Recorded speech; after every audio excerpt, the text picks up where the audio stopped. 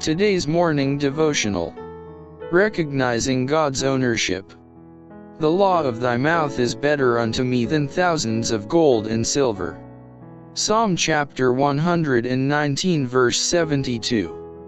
The psalmist's words, "The law of thy mouth is better unto me than thousands of gold and silver," state that which is true from other than a religious point of view. They state an absolute truth, and one that is recognized in the business world. Even in this age of passion for money-getting, when competition is so sharp, and methods are so unscrupulous, it is still widely acknowledged that, for a young man starting in life, integrity, diligence, temperance, purity, and thrift constitute a better capital than any amount of mere money.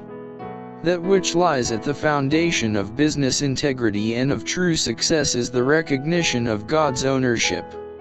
The Creator of all things, He is the original proprietor. We are His stewards. All that we have is a trust from Him, to be used according to His direction. This is an obligation that rests upon every human being. It has to do with the whole sphere of human activity. Whether we recognize it or not, we are stewards, supplied from God with talents and facilities, and placed in the world to do a work appointed by Him. To every man is given his work, Mark chapter 13 verse 34, the work for which his capabilities adapt him, the work which will result in greatest good to himself and to his fellow men, and in greatest honor to God.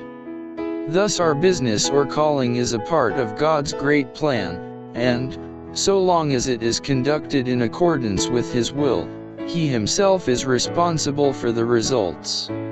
Laborers together with God, 1 Corinthians chapter 3 verse 9, our part is faithful compliance with His directions. Thus there is no place for anxious care.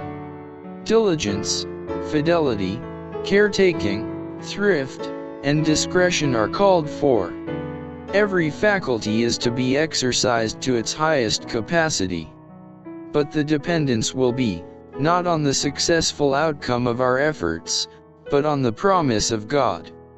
The word that fed Israel in the desert, and sustained Elijah through the time of famine, has the same power today. Be not therefore anxious, saying, "What shall we eat?" or, "What shall we drink?" Matthew chapter 6 verse 31. He who gives men power to get wealth has with the gift bound up an obligation. Of all that we acquire He claims a specified portion. The tithe is the Lord's. Bring yet all the tithes into the storehouse, Malachi chapter 3 verse 10, is God's command. No appeal is made to gratitude or to generosity. This is a matter of simple honesty. The tithe is the Lord's, and He bids us return to Him that which is His own. It is required in stewards, that a man be found faithful, 1 Corinthians chapter 4 verse 2.